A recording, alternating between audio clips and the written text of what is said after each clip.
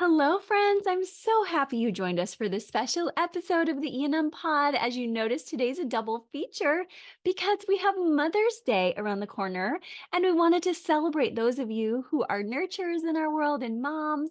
And really, I'm thankful I get to spend time with one of my dearest mom friends, Enneagram 9, Alisa Taylor, dear friend of over 20 years, with you today as we talk about around the table with each Enneagram type and all the moms out there. I hope will truly enjoy this as our special Happy Mother's Day to you. So I'm going to bring Alisa on in a moment, but I just want to remind all of us that I know we all get grace and we need that grace because we cannot do our parts perfectly. But it's also a journey when you become a mom to bringing life in and you have not a full John Locke blank slate, but you do have some new palettes to work with their personalities, their gifts, and then they're merging with yours. And so it's helpful to have tips and tools as we walk through each of the types and just areas where moms are thriving and celebrated, as well as just little things we can each take off of our plates and learn about. So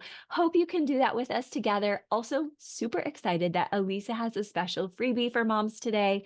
So make sure you stay to hear about that and check the show notes for codes. This is so beautiful. Alisa is an artist. She went to the Chicago Art Institute and she has used her gift of her past and current love of the arts to really share and shepherd her children in using her illustrations in all kinds of ways, as you may have heard me talk about in the past when she's come on. But today, like I said, in a beautiful way for you to receive a free Mother's Day card or printout that you can use in whatever way you like. So that's there for you at her Etsy store, along with all of her other beautiful creations. So let's talk with Alisa and welcome her right here, guys. Lisa, thank you so much for joining for this very special Mother's Day episode. You're welcome. I'm so glad to be on and talk about Oh, things about being a mom.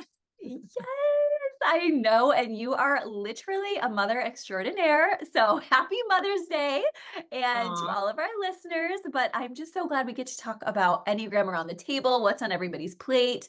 You are so gifted with art, with the beautiful piece of art everyone's going to get today. But let's first hear about you. Some of our listeners might even remember you on a previous podcast. Yeah, I was on a few years ago, but yeah, I have 6 kids ranging from 19 all the way down to 8. And last year, my oldest went to college, so that was a huge transition. And then my Yes. oldest is transitioning out this year. They are 2 years apart, but they're only one grade apart. So it just feels like this whirlwind. And Yes. I think that when they're all young, you're kind of in this one mode and you're kind of everybody's plugging Mm, along at the same time. But yeah. then it's kind of recently thrown me off because I'm like, I still have young kids and I've got old kids now. And the Yeah. emotional part of motherhood is new. And Mm. so, anyways, obviously we're all just learning as we're going. Yes, I So know you are just you've loved being a mom at every season, but I think you're right. This season has sort of surprised you as we've been friends for so many years now. How long have we been friends, do you think? Like it's over 20 years, right? yeah, because I mean, I remember I turned 21 on at your wedding. It was the wedding. And it was a dry wedding. Yeah. So I will always remember that. Uh, Sorry. no, no, no. Not that it was a dry wedding. I'm not going to always remember that, but that I turned Yeah. 21. Yes. And thankfully I wasn't a heavy drinker like I am now. No, I'm kidding. June 21st, also, you're turning 21. Oh, you got a summer solstice birthday. That's so cool. Yeah. So yeah, we've been friends a long time. Mm, It feels like it's a whirlwind, but yes. Yes. and yeah. So it's been a pleasure to be your friend and You. see your this podcast and just all the ways God's using you. So it's a Mm. yeah. You're so sweet, Alisa. And oh, well, first, let me just say I loved your gorgeous wedding in Chicago. Your wedding stands out as one of the most glorious weddings I've ever been to. Was it Garfield Conservatory in Chicago? Yes. Yeah. Oh, tell everybody about that really quick because it was so fun. Yeah, I just kind of accidentally found this venue on that, one of the little suburbs of Chicago. And I mean, it's still very much in the city, but uh and it just worked out that we could have both the wedding and the venue there and just this beautiful greenhouse. And Ugh. I really feel like the wedding itself could have been terrible, and because of the backdrop, it's amazing. But the wedding was good. I'm just saying, when you're surrounded by this amazingness, you're just automatically so happy, and just at peace and all that fresh air and everything. So, and it was a beautiful day, and it really couldn't have been more perfect. And I'm actually going to go back to Chicago. I'm taking my third oldest daughter, who's most like me as far as personality and just into art and drawing and all the things. And so I'm going to show her the art institute, and I'm hoping that we can go to the Garfield Park Conservatory and just, yeah, in the end of May, I'm going to take her there. So Oh, I'm I am excited. so happy for you, so jealous. I love that. It was so fun when I last went a couple months ago. You and I had lived there together at once upon a time, and I Yeah. loved showing you the picture of your old apartment on Park Avenue in Glen Ellen, Illinois. So shout out to our Illinois listeners. We love your area.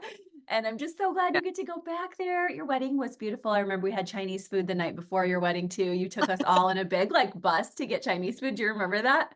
Yeah, that was awesome. Yeah, Ah, and or something. Yeah, that was super fun. yes. Oh my gosh. So, guys, style guru here. She is sharing, like I said, her beautiful art with us today, but also more importantly, your beautiful legacy. And I know we're going to get into talking in a little while later about the lessons that your kids are learning from you, but we're just talking about Enneagram types around the table today. And you've been thinking about that with us. So, Okay. today, first, we are going through the beautiful, like I said, illustration you've done for us, but also the beautiful creative metaphor you gave to us about each type at the table as you and I meet every other week and pray together and cry together and brainstorm together, just about mom life, business, etc. over Zoom. And you really had a beautiful insight about how each type shows up at the table. So maybe you could start us a little bit about that analogy and where you got it. Yeah, so obviously just being more art minded, my degree's in architecture, but always been exposed to art. My mom was an art teacher, which I can talk about just her influence in that. But Mm. so I love visualizing truths and possibly actually making them into a visual for other people if that helps them solidify a concept or remember just a truth, and in a way that a further way to meditate on um you know on Christ and realigning our thoughts. Mhm. And so the last few years, the analogy of the table has just kind of come back and back and back. And just obviously there's tons of scripture about the table, like in Psalm 23, it's 5, it's about, and he's placed us at a table, he has placed a table before us in the presence of our enemies. Mhm. And I was just noticing last night at my daughter's thing, there was a verse on the back: by wisdom, a house is built. Through understanding, it's established. Through knowledge, its rooms are filled with rare and beautiful treasures, in Proverbs 24. And so I know that's not specifically a table, but we have so many visuals in the Bible about homes and food and tables and Mhm. what Mhm. happens with those things. And Yes. in regards to education and discipleship, we as mothers, um, whether we work or stay home, we're providing for the most part the food at the table. I know sometimes the fathers stay home, but Mhm. it does feel predominantly like a mother's or a woman's kind of Mhm. Mhm. role to be that, like, let's do the meal plan, and I know those things change as children get older. And Mhm. um if we can metaphorically look at the education that we're offering our children and the discipleship, the example of we're presenting it at the table. um we're Mhm. creating that environment in our home. Mhm. And it comes to a point where, when you have little children, they can start feeding themselves.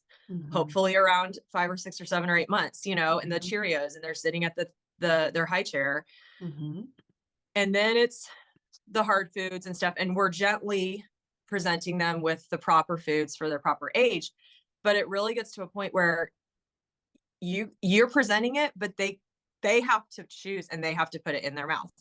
And when my kids get to 7th grade, we're in a homeschool curriculum where they focus on certain character qualities each year. And in 7th grade, it's ownership. And I sit them down, because I was the tutor for the 7th grade the year my oldest was in it. And I said, guys, your moms have put before you a plethora of food. It's not McDonald's. It's not, you know, fast food, KFC. I'm not saying I'm too good for those things. But we're giving you steak and potatoes and asparagus and garlic mashed potatoes and like all the things, and you're being presented with the best, and it's your chance and your opportunity to feed yourself, to take that. And so we can't be responsible for them, but we are responsible for what we're putting at the table as moms. And that, I think that really, that visual is so powerful to me. I really, at the beginning of when I started to homeschool, and I know this isn't about homeschooling, and I know many people don't, and that's totally fine. That this is just a kind of a vocation that right now, that's my vocation. And so I have struggled over the years with like, what if my children, like, what if the outcome isn't what I feel I invested? And what the Lord really had to tell me at the beginning is, Alisa, I am asking you, one day you alone will stand before me. What am I asking you to do? You're not standing before me with your children. They're responsible for their thing, but you need to be obedient to me about what you're presenting. And so that is what I go back to. And then I just wanted to say one more thing about the table. Remember in the Bible, and I believe it's in Mark, and Jesus, or they're talking about Mary, Jesus' mom, and how she's treasuring all these things in her heart. She's savoring the memories and the moments that she has with Jesus, because it is a very short time that he's on the earth. And verse came up with me and my friends as we were talking about transitioning our older children out of the house. And that is the visual that I put kind of in the middle of that table drawing that I'm offering to your listeners for as a free download. If this helps you at all, just to remember that, to treasure these things in your heart. Those moments around the table, those like aha moments, or just even if it's a quiet, you know, morning time, I'm having my tea and having my quiet time and allowing the Lord to talk to me about how to manage my time in my day and what to present to my family. That it's just kind of a reminder, or a charge, if you will, just treasure these. So that's kind of where that is coming from. Thank you. That's beautiful. And it's really sobering in a good way for us to say around this Mother's Day, like, these days are limited. And we had a previous podcast guest who gave us the exact number of days, and it was just a few thousand out of multiple thousands that we really get our kids around the table. And I love how you shared that verse from, I believe, Luke 2, where, and probably all through the Gospels, where Mary was treasuring these things in her heart and really allowing herself to see. And of course, you and I talk all the time, and you and your friends were all coming to that verse together, weren't you? Yeah. God had that same verse on 3 of my other friends' hearts, and we were getting coffee, and they're like, yeah, this one verse. And then my other friend's like, yeah, me too. And all of us have kids graduating. And so I think it was just, trying to savor those moments, you know? Yes. And we're all, like, anyone who's a parent has to deal with endings. Whether your child leaves unexpectedly and it's a blended family, whether it's somebody who is dealing with, like you said, the more typical graduation. I know we just finished, almost done with The Outsiders today. We just hit the part where two people died in it. And then we also, spoiler, sorry, but I'm sure people know that, but we also finished our history book this morning, and it was just sad. Like, I got tears in my eyes, both from the story and from the endings. And I know that, like you said, many people are just having endings at this time of the year. So it brings us to a sober place to say, like, with joy, we Mhm. treasure in our hearts these memories, but we also want to hold ourselves accountable to making good memories. So I Mhm. love that you're helping us walk through that today. I think you're very good at that. And you're, as a 9, that you really try to see all the personalities. And I know we're conversing about it, both of us, but I just want to honor you with the beautiful job you've done of raising your girls. They're so amazing. I know Max as well. You have 5 girls and 1 boy. And all your farm animals, you never thought you'd be moving from the big city architecture life to this, right? Right. No. But we joke about that a lot because we just never see our life coming, but it's so beautiful. And I know now you're, just like you said, treasuring it in your heart. So you have a lot to pass on to moms who are walking these roads still.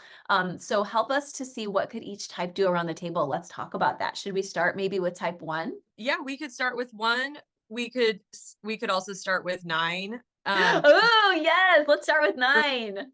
Yeah, I didn't you say that sometimes the 9s feel a little bit like, why do we have to wait till the end? Correct. And thank you, as a 9, for reminding me of this. This is You know? perfect. Yeah. Let's do it. Yeah.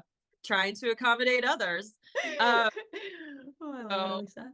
and I think, yeah, just I can speak more being a 9, Yeah. and then we can go down to 8, down. I don't mean to say down, but Yeah. Yeah, work you're at the top. all the numbers. But so, yeah, so, 9s in health show up a lot like 3s, and obviously your subtype has a lot to do with it. But um overall, your my and 9s just motivation is peace. And so that is really going to exude a lot of how you're showing up.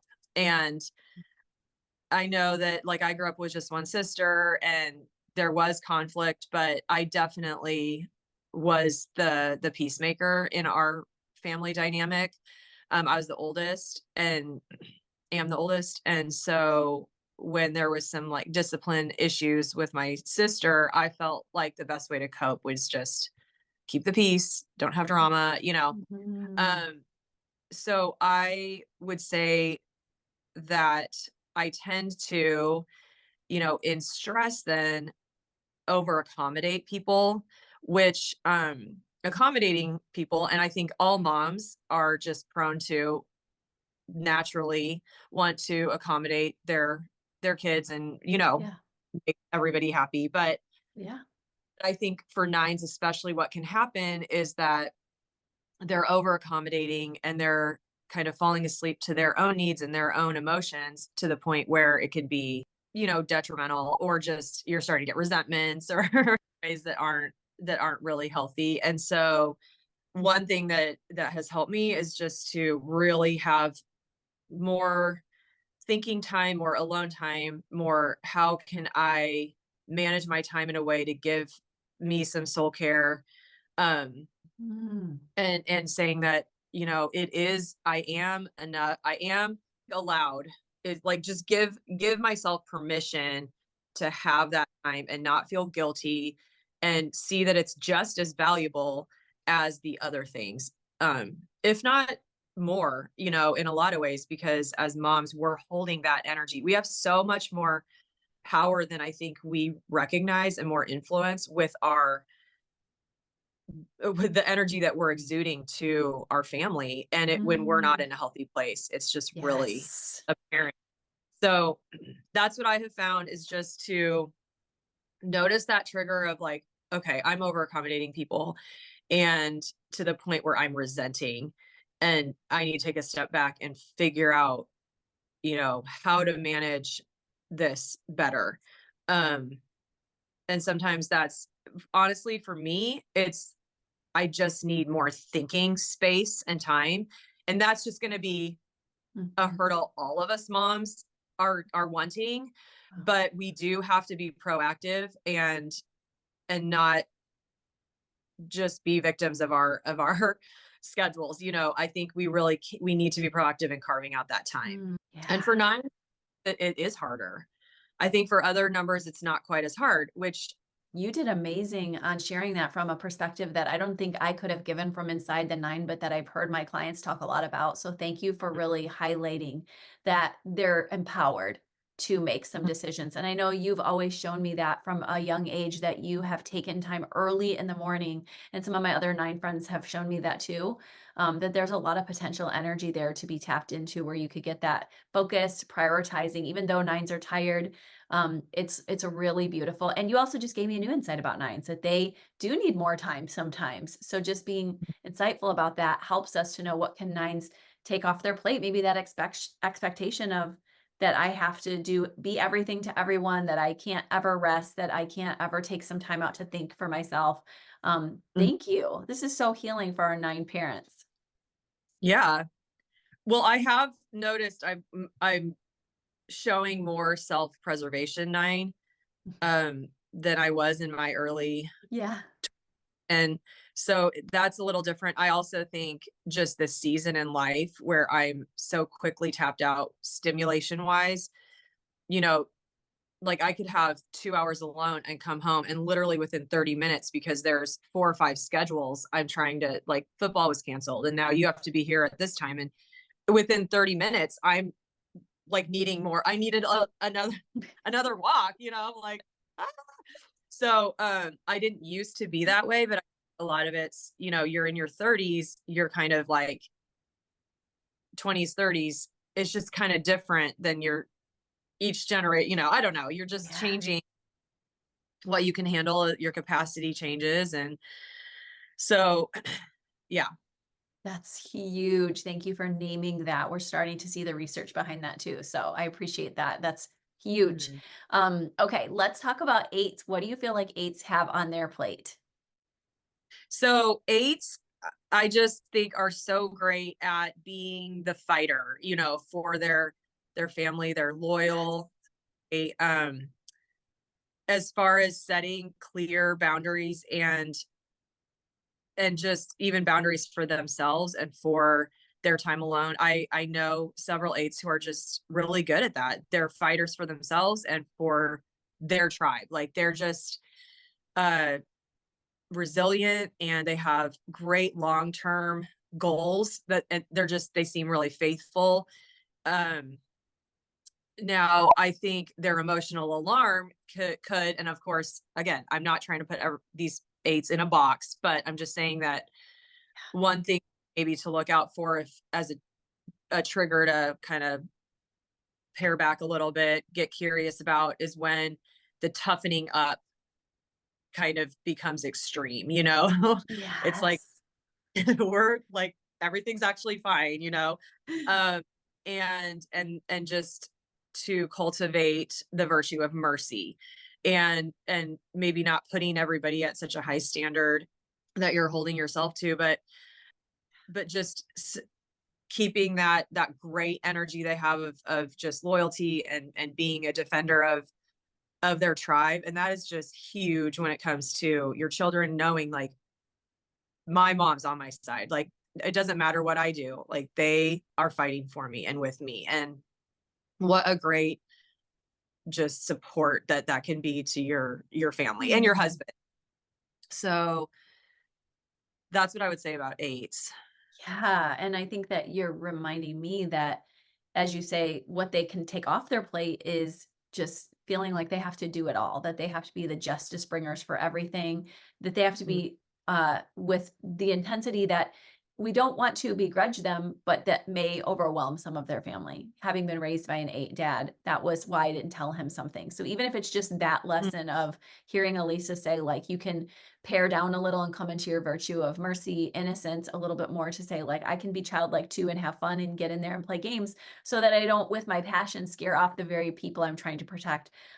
That is Mhm. so meaningful. I'm so glad you shared that. Yeah. So let's move on to sevens. I Okay. am absolutely obsessed with anyone that's a seven. It's funny, they're so fascinating to me. And I know so many of my close friends are sevens. And there's some strange attraction between nines and sevens. And all my seven friends look so different, but they're all very seven. And that's I just love I love how the Enneagram highlights as a tool. I know we don't worship it, or we're not putting people in boxes, but this is what I'm saying. It doesn't put people in boxes, because my seven friends are so different, but they're so also clearly sevens. So I love sevens being they're such cheerleaders. They're just always cool with looking at highlighting other people. And that is something that has been really convicting to me, is just, I think as a nine, I have a fear of being forgotten, because as you're accommodating others, you're like, is anybody really going to see me? And I think sevens are really good at setting boundaries for themselves, but they are really all if a healthy seven is going to be a really good balance of setting good boundaries for themselves, but also being a cheerleader for those around them, not making it about them. And it's just, I don't know. I love sevens. Mm, Um, sweet. let's talk about the emotional alarm would be Yeah. wandering attention, Yeah. like not being present. Let's Yeah. idealizing the future, living in that sort of self-indulgent place. Um, and that's kind of your trigger, like Yeah. Yeah. where, let's pay attention to that. Yes. And the virtue would be coming back to a place of sober contentment, Mm. and practicing silence, and just I think that would be one of the goals for sevens, to be healthy. Yes, it is. But And it's you can the go ahead. You can speak to that more, because you're a seven, and you're one of my most awesome seven friends. I love sevens. Oh my gosh. Well, we love cheerleading our nines for their voices. I know that for sure. But I also know that we struggle with having way too much energy. So even before her and I did this episode, we talked about how I'm going to how can I work with my energy so that I can be here present? And so even part of, getting into my outsiders reading today was like coming into like the depths, and to connect with others, you have to make room for them. And that's Mm. important. We have to learn that. So our kids deserve that. Our spouse deserves that time. What about sixes? Okay, so the loyalists. I love me some sixes too. I have really great friends that are sixes. They're just,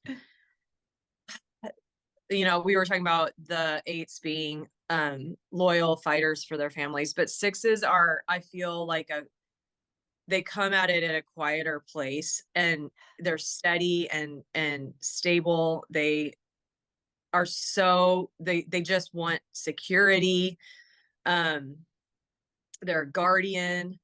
They Yeah, they're just looking to really establish security for their family, and I think that's so great.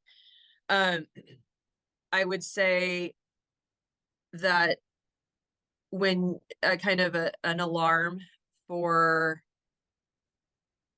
to create a little bit more balance, if you're relying too much on your safety nets, when you're Mm, um not trusting the Lord enough for just whatever it is, and you're trying to, I don't know, control all of those things that feel out of control.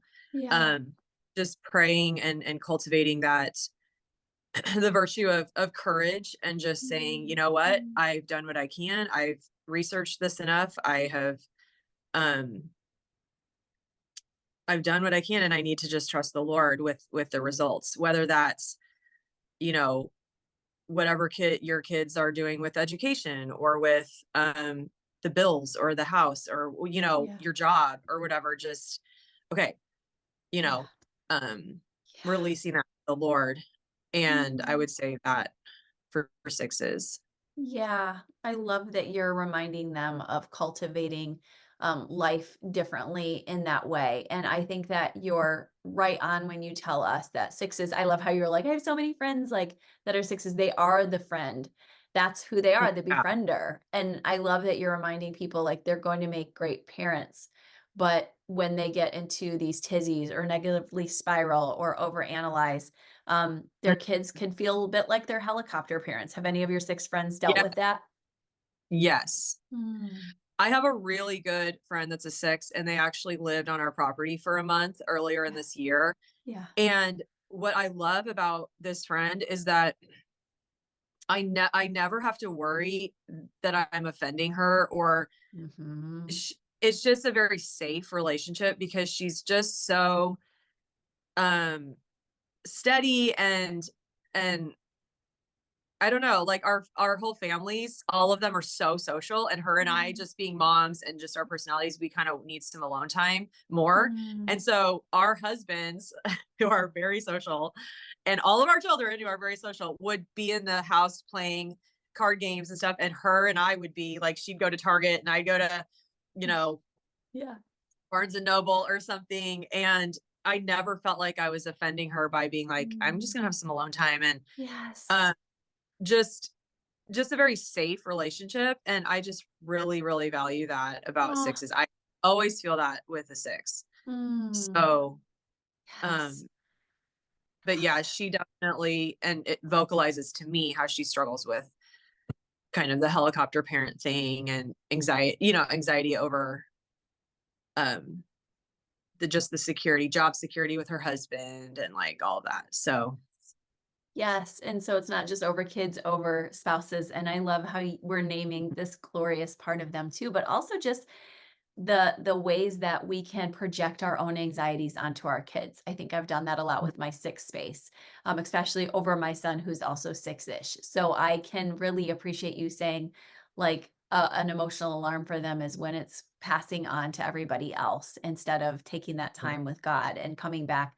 into that virtue of courage and just like whatever hits me, I'm going to face it with courage. I mean, that's it, right? right. Thinking your emotions versus feeling your emotions, they're the head triad. So it's just, okay, turn off the brain sometimes and just turn on, let's be more in tune with your Mm, emotions versus what you're thinking. And mm, I definitely, nines do that too, but it's more of a numbing. It's like a turning off the emotions versus sixes being, I'm going to just think. I'm going to think this through versus feel it through. And and so my nines will just be like, I don't want to feel anything, numb it, turn it off. So I think that's something for sixes to kind of cultivate, is like, am I overthinking this? And what am I actually feeling? That's so good. Really rich. Thank you. Absolutely agree with you on that. Just had a couple with that yesterday. Heart type with a head type. And she was like, I don't feel your heart. So that's really beautiful. Now tell us about fives. And I know we were both conversing about this type, but what do you feel that fives have on their plate that's really good for their kids at the table? And what do you feel like they could take off perhaps? Hmm. So fives being the observer, this is a quality that I'm always trying to cultivate in my life.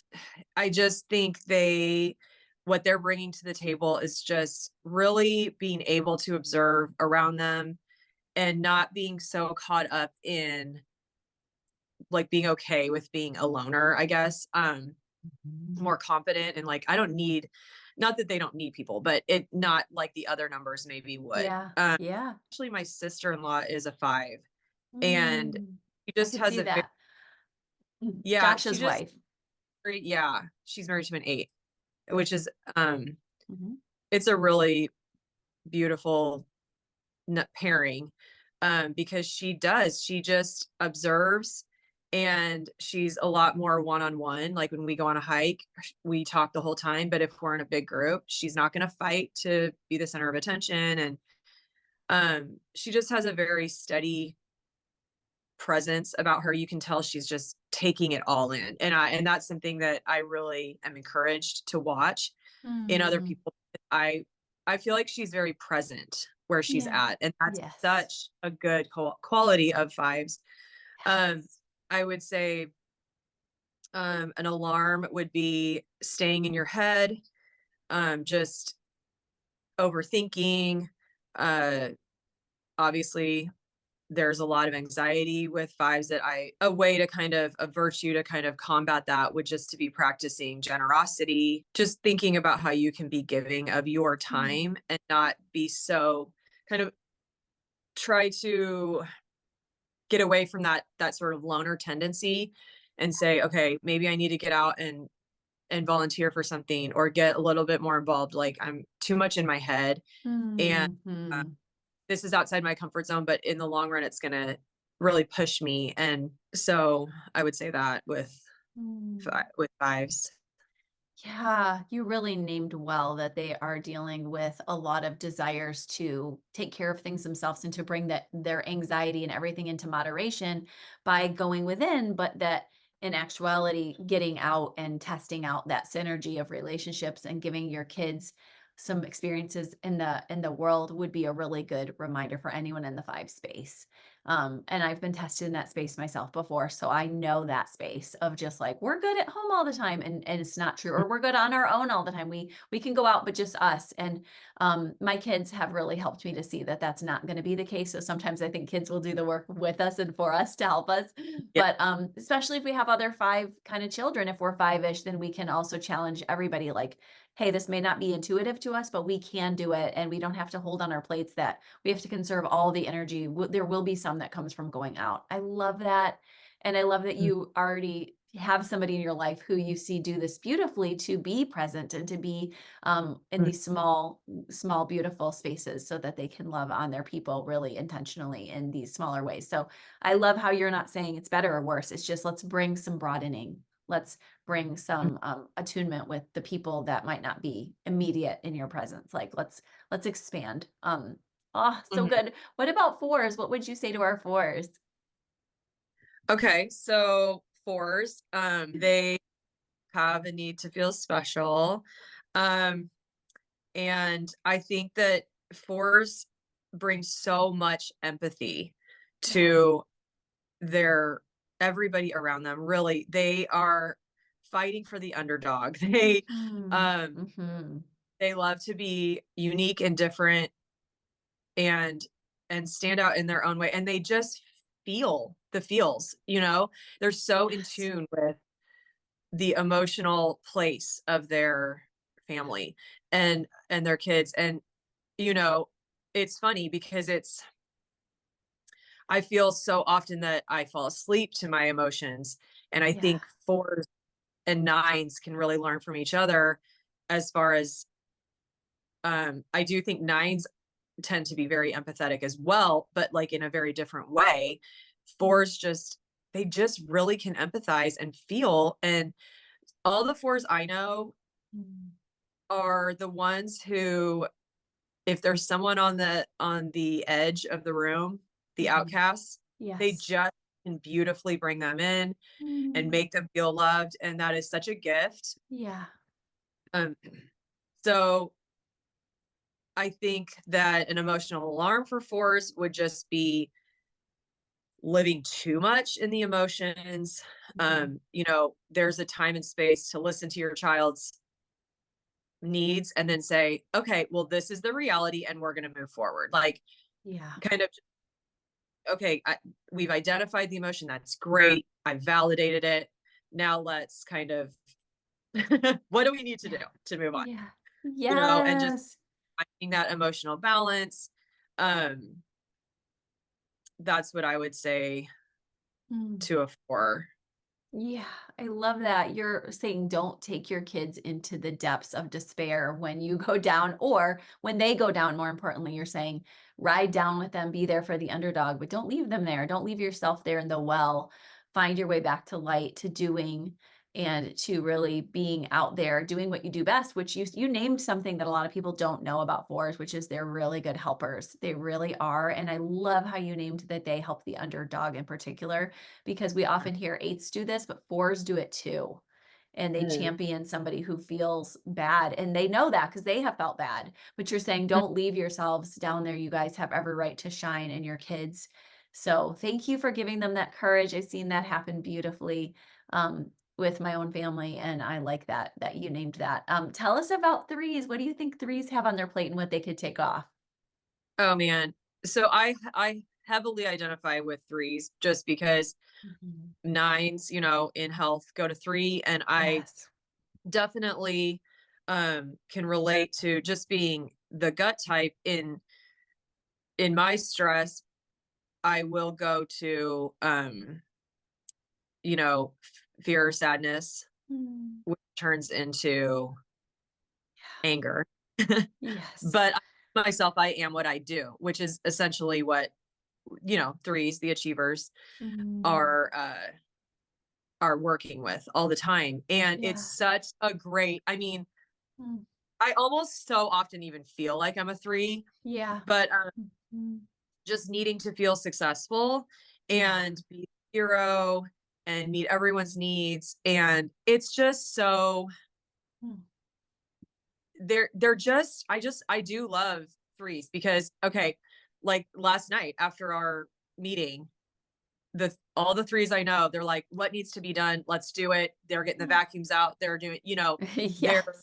they're just the go-getters. They're like, I Mm. sit around and watch other people do this. Like I'm here to Mm. save the day. And my daughter that's graduating this year is a three. And I know part of this is like the love language thing, Yeah. but she'll come home after a long day and she'll just clean the kitchen. And that Mm. because I'm acts of service, love language. So that speaks the loudest to me. Um, and she's like, go, go, go, do, do, do. So that's great. And I think those make great moms because you're just like propelling that energy. You're just like, we can do this, we're not Yes. lazy. But then obviously there's the extreme where we're feeling like it's part of our worth. I Yeah. am what and it's so much a struggle that I have. And I think that threes have. It's like, no, Mm. you're not what you do. You're not Yes. what you perform. And also just the virtue to cultivate would just be authenticity. It's like, Mm. you know, just be real with the fact that we can't do it all. And Mm. that's okay. Yeah. And people really appreciate when you are honest Yes. with people. And So much. yeah, the other day I was feeling really insecure about this conversation I had because toward Mm. the end, this person totally tuned me out. And Mm. okay, they're done. I was reading the Yeah. body language. So I went Yeah. over to my other friend and I was like, yeah, I don't typically feel insecure in conversations, but this person definitely was done with the conversation. Yeah. And I Yeah. asked this other friend about it, and she was like, I just don't ever see you as someone who's insecure. And I really Yeah. appreciate that you shared that with me because I Wow. security almost every conversation I have, I feel insecure. And the fact that you just said that you feel like I can't tell Wow. That bridging meant that in. something. Yeah. Yeah. Oh, When you have the wow. three por portraying this, like, I can do it all, I'm Mhm. and they can. I mean, they can't, but you know what I mean? Like, Yeah. Yeah. they They really do a good are job. adaptable in all the things, Yeah. and it's Yeah. intimidating. And I think it's really important to remember that people are intimidated by what you've put on your table, on your plate, because it looks Yeah. so good, is good, Yeah. but remember to be authentic about your weaknesses Mm. yeah, and that's okay. It's okay that you can't do everything Yeah. perfectly. Um, Yes. Oh my gosh, that's so good and rarely said about threes. So thank you on this podcast. Thank you for reminding everyone in that three space that they really get true deep connections when they're just raw, when they're like, I have insecurity. So we know threes do. Like, so it's so good that you related to it. I always thought you were three before I learned that you were nine. People can be mistyped because they're in that you're doing your work a lot of the time. You're healthy. So just to hear you kind of say, when I am authentic and I'm also in that three space of achiever, it just makes people love my gifts even more because they see that I'm human too and I fail and I have flaws, or just these moments of, like you said, wondering what is my worth, because the nine comes up for me and people, I lose them. And I think that you're really brave to say that. And thank you for being vulnerable here and saying that. I know our threes thank you for just the tip for them because they love connection. So it just gives them such a great tip for their kids, their families, their spouses, is just coming clean, being honest with friends, with community. It really will draw them closer. What would you say to twos? So twos, I love twos. Oh, I have so many good friends that are twos, and oh, thing with nines, they show up so differently. But I mm, can still really tell that their motivation is to help, mhm, to feel wanted, mhm. and they are great at enabling in a good way, not not in Yeah. a yeah, Yeah. but Yes. just they just are servant leaders, the ones that I know. Yes. They are very much cheerleaders too. Mm, And yeah. yeah, just really, I don't know, very selfless. Um Obviously the emotional alarm would just be where you're seeking that people pleasing part. It's like, Mm, am I serving out of a place of humility and yeah. not wanting to be recognized, but when I'm starting to resent that I'm not getting accolades, maybe that's Yeah. when I need to cultivate um Yeah. that humility in serving, Yeah. maybe not subtly tooting my own horn, I which like I that. very been convicted of myself. I've Mm, just noticed how when I tell stories, sometimes relay events, it will be to kind of toot my own horn, which mm. um Which we all do as humans, but you're just saying, yes, you don't mean to criticize three twos. You're like, this, no, anyone can do this. yeah, exactly. It's just kind of um because they're such natural helpers all the time, and it's so Mhm. beautiful and so encouraging. Yeah. Um and they yeah, I just my two friends, same thing with like the threes, like I was saying last night where all the threes Yeah. got up, and the help the twos that I know aren't as outward a- in displaying their helpfulness as threes are, because Yeah. threes are the achieve Mm, they're wanting to be yeah. seen more aggressively, I think. Anyways, not Yeah. meaning that in a bad, but the Mhm. twos, I do think the healthy twos I know are coming at a place of true humility. I Yeah. really I am so blessed to Mm, help you, and it's just a beautiful encouragement. And yeah, I mean, it's almost mm. unbelievable how much that they want, and they'll go out of their way to help you. It really is. Yeah. And humbling for the Mm, people receiving it. yeah. And so, yeah, but just Mm, watching out for that.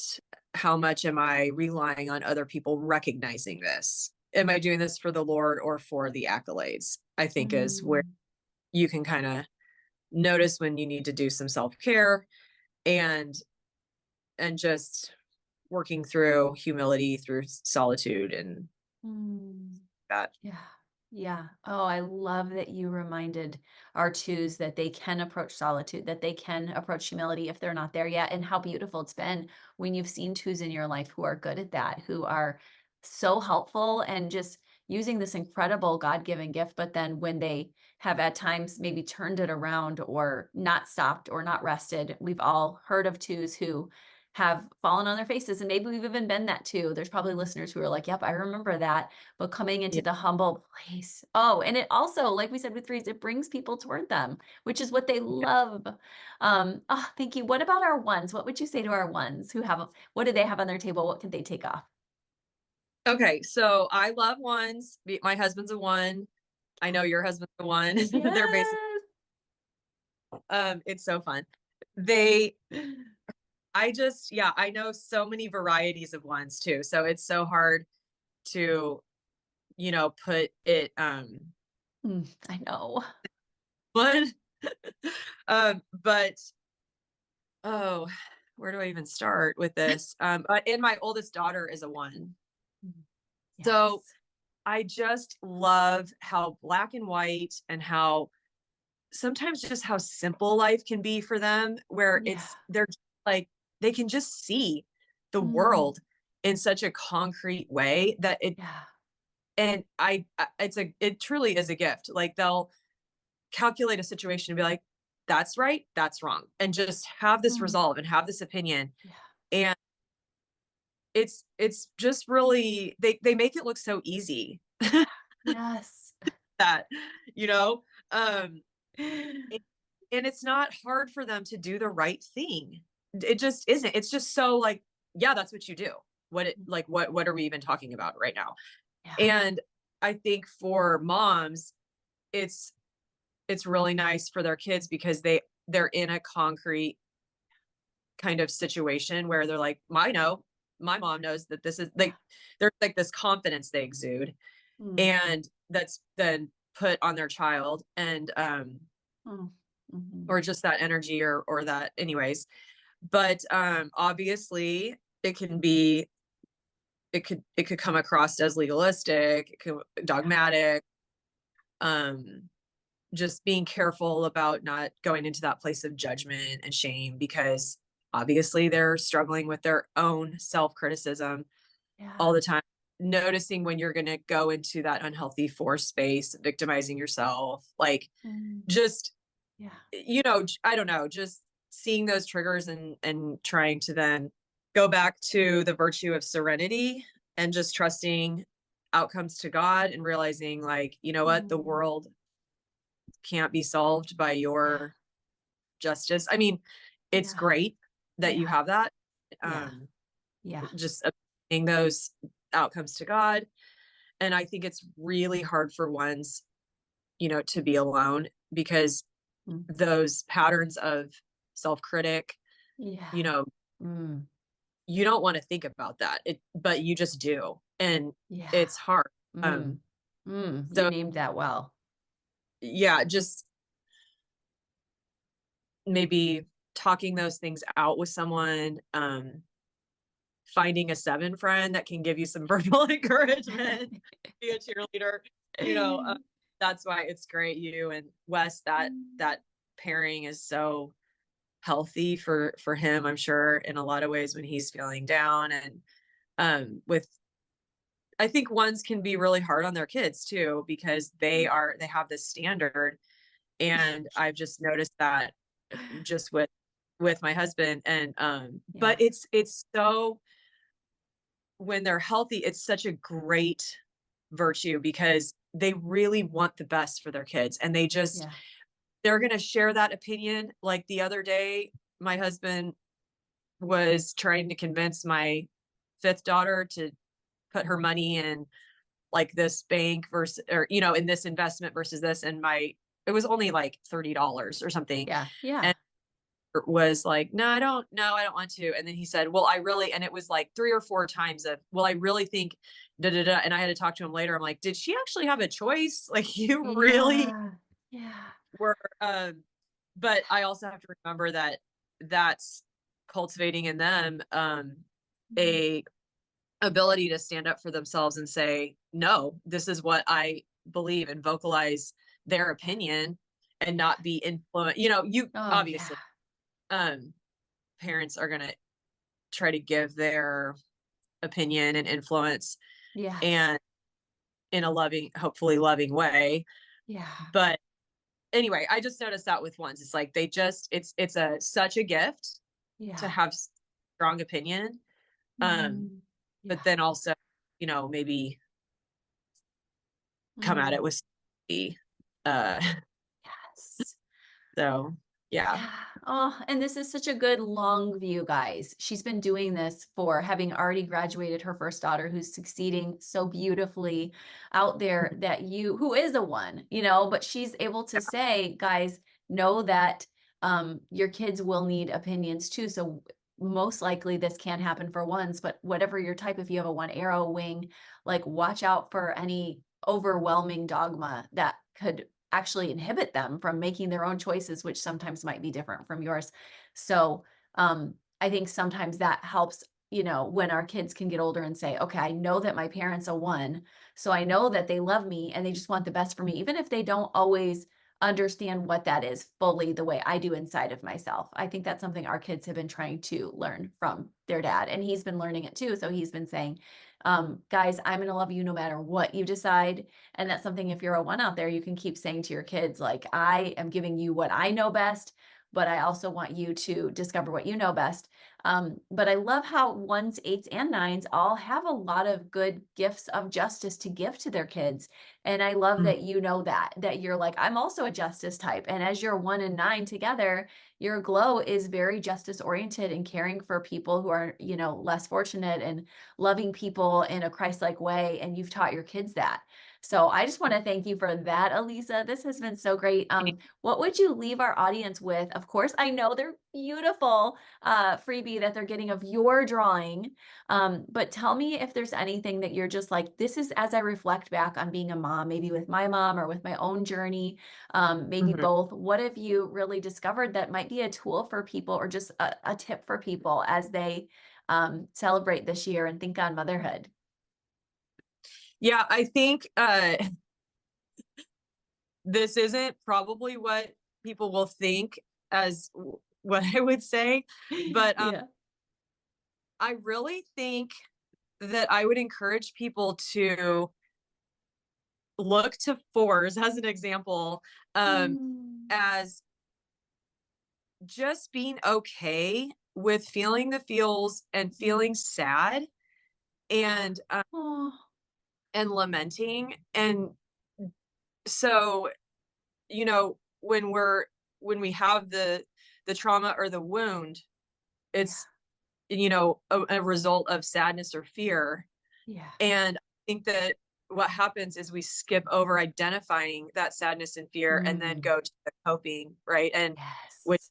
they're going to be shame, anxiety, or Anger. anger. And I'm very comfortable with anger because that's where I go.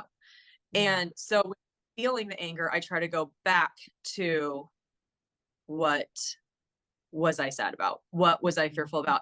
And I think that I would encourage moms, whatever season you're in, Mm. whether you're changing diapers all day, or whether you're in a place where your kids are, older and leaving, trying to really stay and name that sadness and that fear, and just meeting God there. That emotion is not wrong. It's Mm. just what we're going to do with it. And I think God is inviting us to stay in that space a little bit longer every time that we experience it, and really just say, listen, I was a man of sorrows, well acquainted with grief. I understand. I mean, he Mm. was sweating blood. He Yeah. understands. He understands sadness. He understands rejection. Yeah. In his worst hour, he was rejected by his friends. There's no way that we're ever going to feel or be in such a terrible place that Jesus was. Yeah. And he's inviting us into that space. And I think that we can, as moms, just be so much better about giving of our resources and our time when we have met God in that space and he's filled us up Mm. with his mercy and his grace. Then we can move forward with that analogy of just living water, being an outpouring, being Mm. someone that's a giver, and not just Mm. sitting there trying to receive everything. But we're Mm. filled up with the Lord, we're giving, we're an outpouring of his love. And Mm. I know that seems weird, but I just really, the last few years, kind of transitioning kids out in this next season, Mm. realized how much I was trying to avoid sadness and Mm. avoid fear and pain, and that I wasn't seeing it as an invitation. Mm. And when I accepted that invitation from the Lord, it's just been not a seeking of happiness. You and I talked about this, not a seeking of happiness, but a seeking of joy. Happiness is Mhm. not going to, I mean, it'll come in little waves, but that Yeah. joy is there in trials. It's there in suffering. It's there in loss, and it's there in Mm. happy. And Yes. we're looking for that inner peace and that inner joy.